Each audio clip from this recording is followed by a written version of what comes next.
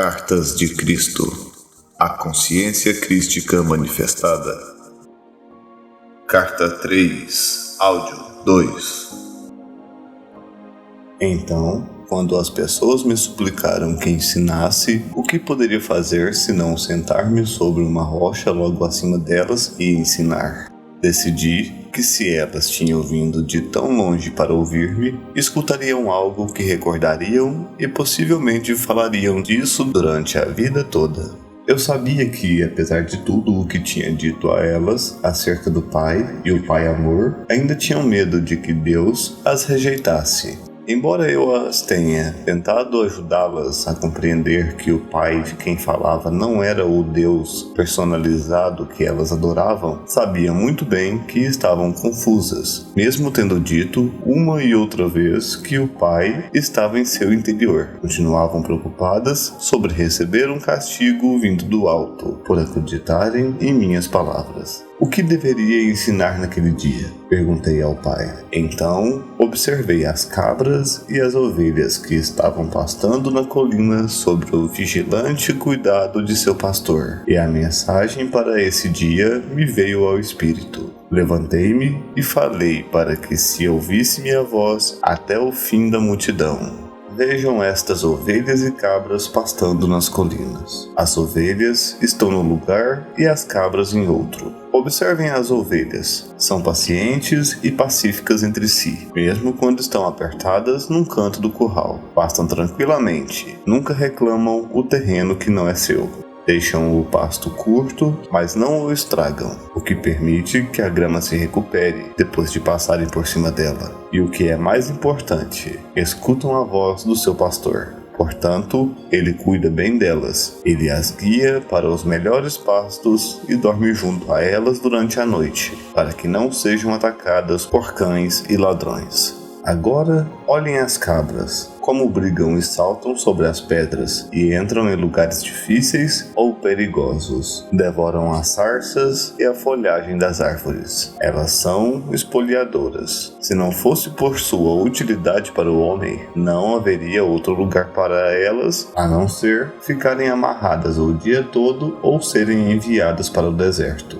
Vejo-os aí embaixo e sei que no meio de vocês há muitas ovelhas e que também há muitas cabras. Houve alguns murmúrios aborrecidos, mas em geral as pessoas se davam empurrões e puxavam o cabelo uns dos outros, apontando as cabras, rindo e concordando com a cabeça. Era bom vê-los rir, e assim continuei. Vocês podem reconhecer as ovelhas pelos seus lares, pelo modo como convivem com os vizinhos e como são vistas por toda a comunidade. Assim também, vocês podem reconhecer as cabras. É possível que elas tenham muitos amigos? Houve um forte clamor da multidão. Não, seguido de muito riso. O pastor segue as cabras e cuida delas, ou elas têm que se cuidar sozinhas e chegar por si mesmas em casa à noite para ser ordenhadas? De novo, a multidão ria e respondia de maneiras distintas, algumas muito engraçadas e engenhosas. E assim é com aqueles que são ovelhas e aqueles que são cabras. Vocês recebem a proteção do Pai se são ovelhas, e não são protegidos se são cabras, porque vão teimosamente seguindo seus próprios desejos todos os dias, e possivelmente deixando para trás de si um rastro de destruição. Digam-me, o Pai pode proteger aqueles que são cabras? A multidão estava em silêncio, mas escutando atentamente. Vocês dirão então que o Pai está zangado com as cabras e não as protegerá? Ou dirão que, assim como o pastor cuida das ovelhas e cuidaria das cabras se elas permitissem, o Pai ama as ovelhas e as cabras da mesma forma, mas não pode protegê-las igualmente por causa do comportamento natural das cabras? Considere também os hábitos de alimentação das ovelhas e das cabras. As ovelhas se contentam comendo somente a erva para a qual seus estômagos estão perfeitamente preparados, mas as cabras comem qualquer coisa que encontram e não respeitam sua constituição. O mesmo acontece com aqueles que não cuidam do alimento de suas mentes, pois não têm nenhuma meta fixa ou propósito claro.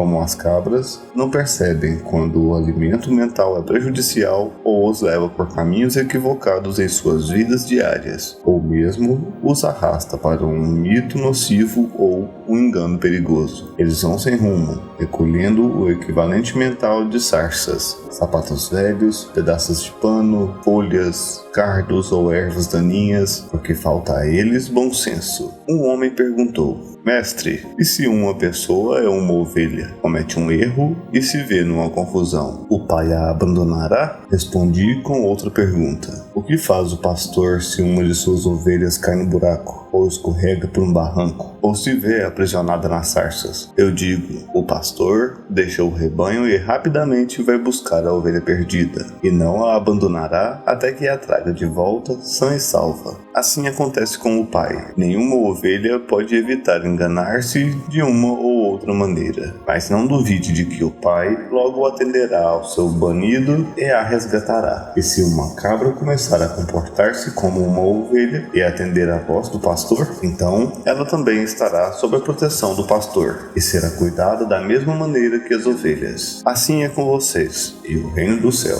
o reino de Deus. Várias vozes elevaram-se, pedindo-me que ensinasse o significado do reino de Deus. O que estou dizendo a vocês não é o mesmo que ouviram de qualquer outro profeta em qualquer tempo. Não tentem entender o que digo pensando no que disseram seus mestres. Eles podem somente repetir o que está nas Escrituras e não possuem nenhum conhecimento pessoal do reino de Deus ou do céu. Deus não está contido em nenhum lugar, mas está em todas as partes, como estão os céus e o ar sobre vocês. A Santa Palavra pronunciou a verdade quando disse: em Deus você vive, se move e tem o seu ser, pois o reino de Deus está acima, ao redor e também dentro de vocês, e vocês podem entrar no reino de Deus. As pessoas exclamavam com impaciência: mas o que é isso? É um estado de mente e de coração no qual você está plenamente possuído por Deus, seu Pai.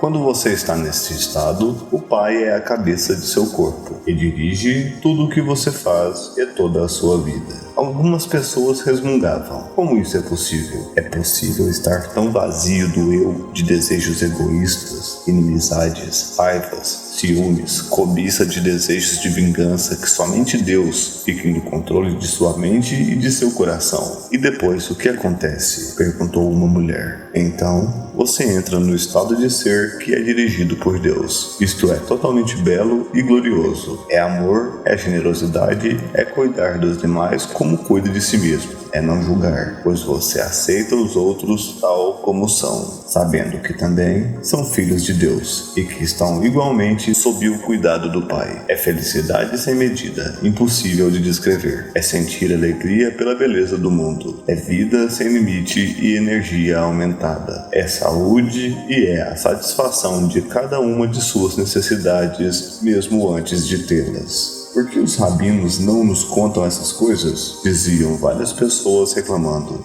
Porque só eu vi o Pai, somente eu sei como se fizeram o mundo e as leis da existência. E porque eu sei todas essas coisas, vocês podem vir a mim e perguntar-me, e eu revelarei tudo o que me foi dado. Digo a verdade: aqueles de vocês que creem, compreendem e buscam colocar minha palavra em prática a cada dia serão salvos da tribulação que a humanidade suporta. Vocês sofrem porque não entendem como foram criados e os verdadeiros propósitos para o qual nasceram. Vocês nasceram para serem filhos e herdeiros do Pai, mas vocês viram as costas a toda a glória do reino e tentam encontrar prazer nas coisas terrenas. Enquanto fizerem isto, nunca encontrarão o reino de Deus, não entrarão no reino dos céus. Como entraremos no reino? Eu já disse, vocês entrarão no reino dos céus quando se arrependerem de tudo que vocês são em seus corações e mentes, quando vocês levarem sua maldade ao Pai e pedirem perdão e força para serem limpos de seus pensamentos, palavras e atos malignos e finalmente os abandonem todos. Então poderão ter certeza de que estão prestes a encontrarem o reino dos céus. Quando alcançarem isso,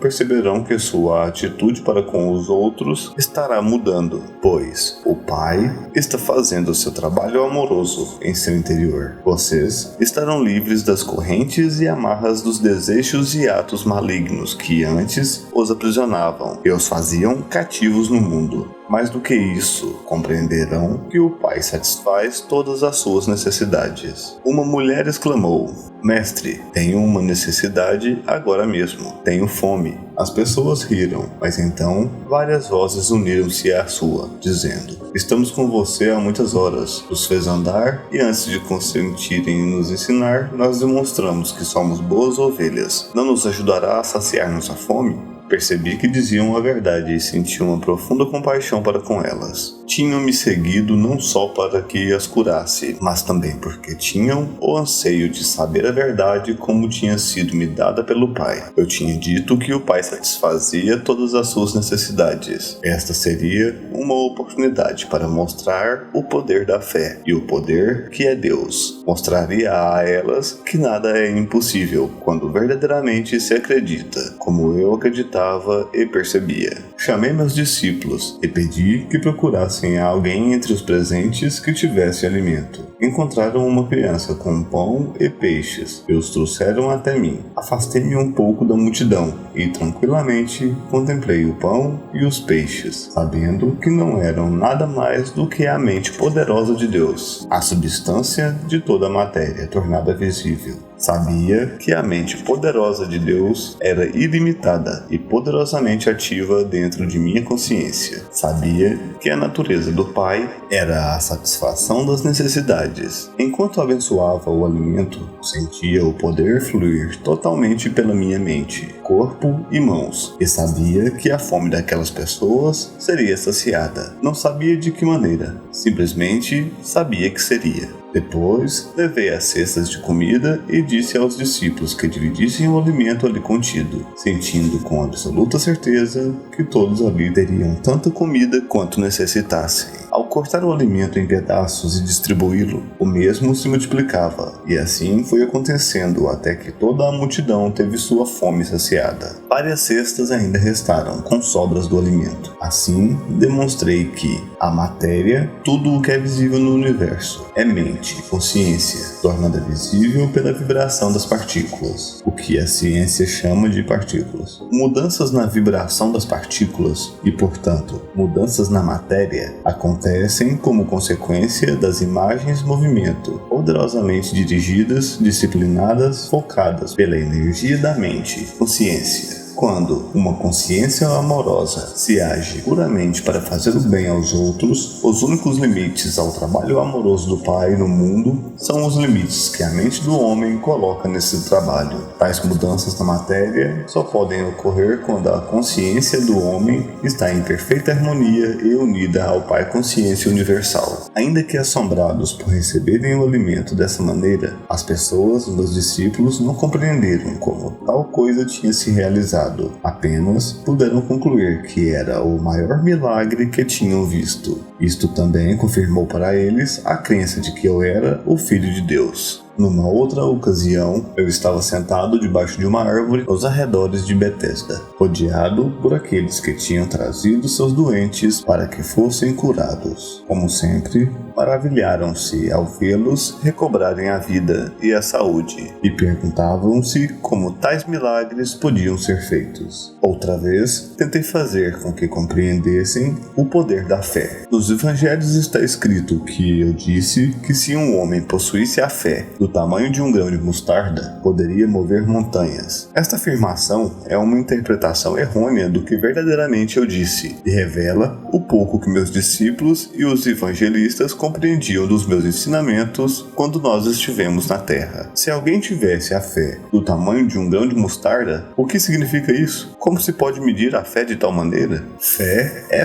é um poder de total convicção, que toma conta da mente e não pode ser submetida a um tamanho. A fé que surge de sua necessidade de crer em algo, que tal crença servirá a seus propósitos de algum modo, pode ser poderosa e forte, mas nunca pode ser estimada como um conceito de tamanho. A crença é ainda mais forte. A crença é o fruto do ouvir dizer e da lógica, porque você ouviu alguma coisa e está convencido de que o que ouviu ou leu é verdade. Desenvolve uma profunda crença no que ouviu. Você crê que é verdade. Você crê de uma maneira total e completa que desafia qualquer contradição. Constantemente eu dizia às pessoas: creiam que receberão e receberão. Contudo, eu sabia que seria quase impossível que as pessoas algum dia tivessem a fé para realizar milagres, pois não importava o quanto explicasse a verdade, elas nunca teriam o intenso conhecimento que me foi dado no deserto. Mas agora relato em alguma medida a história de minha permanência na Terra, na Palestina, com a intenção de que você, meu leitor, comece a perceber e a compreender o conhecimento que me foi dado durante minha iluminação. Minha intenção é dar a você conhecimento. Saber algo de ouvir é o que se ouve de alguém, mas não se pode comprovar realmente que seja verdade. Conhecer é saber alguma coisa que foi dita ou que você leu, e as novas informações tornam-se conhecimento, porque o que você ouviu ou leu coincide logicamente e com realismo com todos os pedaços de conhecimento que você já tem, e pode compreender e crer de maneira realista e lógica. Você sabe que o que sabe é verdadeiro. Você tem um sentido de convicção. Até agora, alguns de vocês tiveram fé em Jesus Cristo, mas se pareciam a crianças precoces. Sua fé foi em parte cega e obediente, porém entrelaçada a muita dúvida. Portanto, quaisquer que fossem as suas necessidades, dependiam de Jesus para que a obra se realizasse. Mas na realidade, muito do que vocês creem ter recebido diretamente de Jesus foi sua própria fé em Jesus que se tornou visível na forma das coisas pedidas. Ainda que essa fé ingênua seja muito importante para seu bem-estar, aqueles de vocês que são capazes de avançar no caminho espiritual rumo à perfeição devem agora alcançar um nível mais profundo de verdadeiro conhecimento sobre a relação entre a mente e a matéria. Sem este alicerce, as pessoas continuarão se emaranhando em mitos religiosos e ficarão aprisionados na miséria da condição humana.